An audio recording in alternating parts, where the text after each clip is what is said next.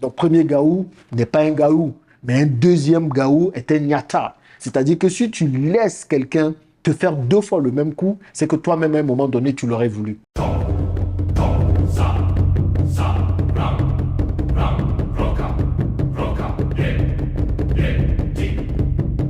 Pourquoi est-ce si difficile pour les Africains de travailler ensemble? Pourquoi c'est si difficile pour nous, Africains, de travailler ensemble? Je ne parle pas juste de se mettre ensemble pour faire des projets et tout, non, mais même dans le cadre d'une entreprise. Vous entendez des cas d'empoisonnement parce que une personne a voulu prendre un poste qui était dédié à une autre personne. Vous entendez des coups bas. Et même depuis que nous avons lancé EasyBox ici à Dubaï, mais alors là, nous voyons tout. Parce qu'encore dans mon aventure d'investisseur, j'investissais principalement en Afrique. Je travaillais principalement avec des Africains. Donc, oui, tout le monde est africain. Donc, on se dit peut-être que c'est une façon de penser au pays. Mais vous vous rendez compte qu'il y a plusieurs personnes qui ont pris cette façon de penser, ce mindset-là, pour aller à l'étranger. Et vous allez même à l'étranger, dans des pays occidentaux, il y a des gens qui ont encore cette même mentalité.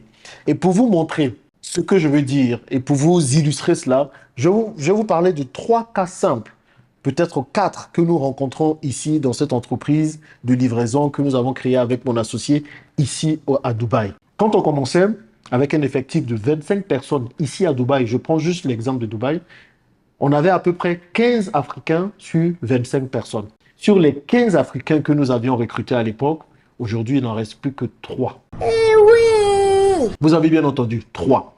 Parce qu'il était beaucoup plus difficile de travailler avec les Africains. C'était beaucoup plus compliqué. On ne sait pas si c'est parce que ce sont des Africains qui sont à la tête. Donc, quand ce sont des Africains qui sont à la tête, on ne prend pas au sérieux le travail. Mais vraiment, on se pose la question de savoir quel est le problème. Nous aussi, on fait une introspection. Peut-être qu'il y a des choses qu'on n'a pas bien faites. On est en train de revoir tout ça. C'est pour ça que j'étais assez silencieux sur YouTube ces derniers jours. Parce que vraiment, il y a une restructuration. Il y a plein d'autres choses que nous sommes en train de faire.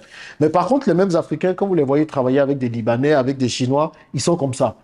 Ils se donnent à fond.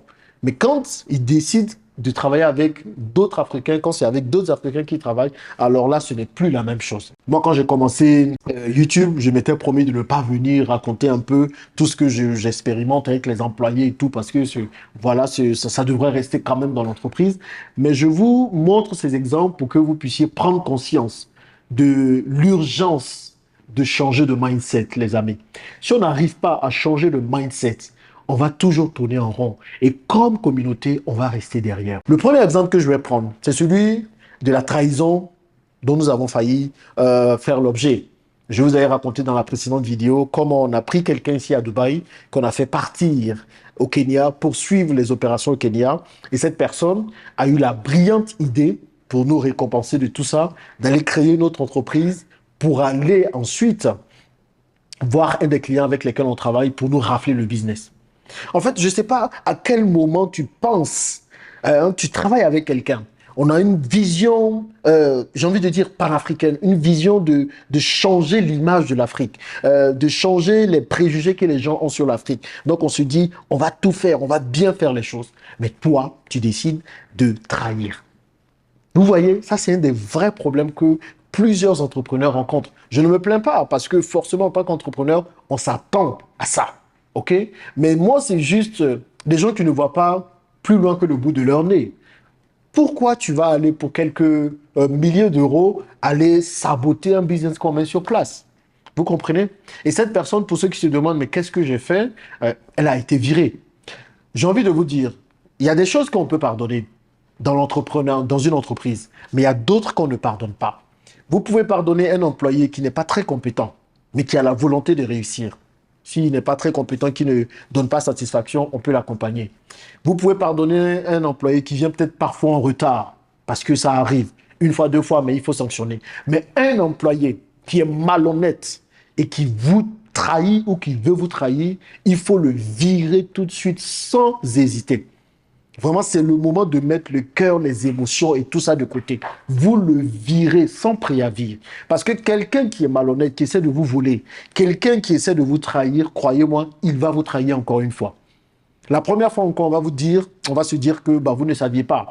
Donc, premier gaou n'est pas un gaou, mais un deuxième gaou est un nyata. C'est-à-dire que si tu laisses quelqu'un te faire 2 fois le même coup, c'est que toi-même, à un moment donné, tu l'aurais voulu. Et ça, c'est un des problèmes que les gens rencontrent. Moi, il y a des entrepreneurs qui me racontent plein de choses, de trahisons qu'ils rencontrent. Ils commencent à lancer des business et puis le business, finalement, n'est plus au nom de celui qui avait lancé à la base parce que l'autre partenaire a voulu forcément... comment ça s'appelle? Il a voulu repousser l'autre, le premier partenaire, des histoires rocambolesques. Moi-même, j'ai du mal à l'expliquer. Ce sont des choses qu'on rencontre. Et là, ici, on a rencontré ça. Deuxième chose que vous allez rencontrer quand vous allez lancer un business, c'est au niveau du recrutement. Là, on a dû chasser le web designer. Pourquoi? Le gars, quand on le recrutait, on lui a bien posé la question de savoir est-ce que tu sais faire un site internet? Oui, il sait faire un site internet. OK. Donc, quelles sont les références? Quels sont les sites internet que tu as fait auparavant? Montre-nous des exemples. Le gars, il nous a montré des exemples. Vraiment des sites, on regarde, on dit tu as fait ça. C'est toi qui as fait ça. OK. Donc, on a dit OK, on va le prendre. On prend le gars, il était pas mal en Photoshop, en tout ça, en design. Maintenant, on dit fais le site internet, on va avancer. On voit qu'il commence à bégayer. Fais le site internet, ça prend le temps. Il nous dit, il va nous montrer le site internet tel jour. Après, il ne nous montre pas. À un moment donné, bah, moi, je commence à m'impatienter. Je lui dis, bah, OK, montre-nous le site internet qu'on avance. Et là, il commence maintenant à dire, ah oui, c'est-à-dire que, en réalité, je ne sais pas vraiment faire un site internet, j'étais en formation, donc c'est là que je vais commencer. Et ça, c'est un vrai problème au niveau du recrutement, le mensonge. Il y a des gens qui vont vous vendre monts et merveilles. Ils vont vous dire, je sais faire ci, je sais faire ça. Tu vas tout vérifier. Mais quand tu les mets sur le terrain, je t'assure, c'est une autre histoire. Il n'y a pas de mal à ne pas savoir faire des choses. Soyez honnête, tout simplement. Tu sais faire un site internet? Non, je suis en train de me former, mais je suis prêt à mettre tout en place pour y arriver. Ce n'est pas une raison pour laquelle on ne va pas te recruter. On peut te recruter, on peut te donner ta chance. Mais au moins, c'est de dire clairement ce que tu peux faire, ce que tu ne peux pas faire. Troisième problème qu'on rencontre, et ça, c'est des vrais problèmes qu'on rencontre. Parce que vous allez prendre la plupart des livreurs qu'on avait, OK, les Africains, en termes de hard skills. Hard skills, c'est en termes de résistance, en termes de conditions physiques, rien à dire. C'est vraiment des personnes qui travaillaient. Mais quand vous prenez les soft skills, la manière de parler aux clients, la manière de parler aux autres personnes, la manière aussi de gérer les émotions, le business, ça, c'était autre chose. Je vous assure, autre chose. Les livreurs nous ont créé tous les problèmes ici. Jusqu'à ce que même, il y a un des magasins dans lesquels on travaillait où le responsable a dit il ne veut plus certains livreurs. Il ne veut plus parce que les livreurs, ils parlaient fort, ils criaient, ils s'énervaient tout le temps. Quand on leur dit de faire une course, les gars, ils boudaient. Mais vous cherchez un boulot. On vous donne un boulot, vous ne voulez pas travailler. Tu vas aller où avec ça? Quand on est employé dans une entreprise, on fait baisser un peu son orgueil, juste un peu. On fait baisser son orgueil et puis on accepte d'apprendre des autres. Même moi-même qui suis là, quand je parle avec les gens, j'ai toujours quelque chose à apprendre. J'ai toujours quelque chose à apprendre, donc je baisse mon orgueil. Et ça, c'est un vrai problème. Il y a des gens qui n'ont rien réalisé et c'est eux qui sont orgueilleux comme pas possible. Et un quatrième exemple. Nous, les Africains, encore plus, nous devons être exemplaires. Parce que déjà, nous avons une mauvaise réputation. Les gens nous voient mal. Peut-être même ce que je peux faire, je vais même parler avec un de nos collaborateurs indiens là, pour qu'il donne un peu l'image que nous véhiculons et que nous renvoyons. Peut-être parce que quand j'en parle, ça ne résonne pas peut-être assez pour vous. C'est toujours bien de voir ce que les autres pensent de nous. Donc peut-être je vais parler avec lui dans une prochaine vidéo. Dites-moi si cela vous intéresse. Et il va nous donner un peu son point de vue. Quelle est l'image que nous renvoyons en tant que comment je peux dire, travailleur africain. Mais ce dernier, qu'est-ce qu'il a fait? À chaque fois qu'il faisait des bilans, à chaque fois qu'il faisait des projections, il y avait toujours des erreurs dedans. Moi, vous savez, moi, je suis statisticien, donc quand je regardais, j'ai dit, mais attends, il y a un problème ici, tu n'as pas bien fini ça, tu n'as pas fait ci et tout. Donc, il y avait toujours des erreurs à répétition. Donc, qu'est-ce qu'on s'est dit? On a commencé à investiguer et on s'est rendu compte que, en fait, il travaillait sur ses propres projets pendant qu'il était dans l'entreprise en télétravail avec nous. Il a été viré aussi. Ah, j'ai dit là, je le renvoie facile. C'est dit maintenant, tu ne donnes pas satisfaction au bout d'un certain temps. On ne perd pas le temps. On veut certes travailler avec des Africains, mais on veut aller vite avec des Africains qui ont compris la vision. Tu ne fais pas. Si tu n'es pas très compétent, on va te former. Maintenant, si tu es malhonnête, si tu n'as pas la volonté, on ne va pas perdre le temps avec toi. Ça, c'est clair et net. Donc, le mec, il travaillait sur ses propres projets.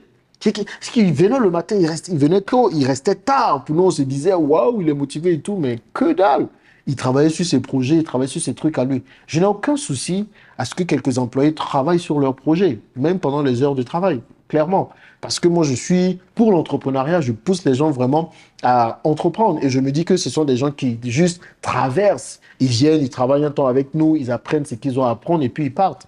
Mais quand on travaille sur ses propres projets, pendant qu'on est salarié, ce qu'on fait, c'est que le travail pour lequel on est payé, on le fait bien d'abord, avant de partir faire d'autres choses.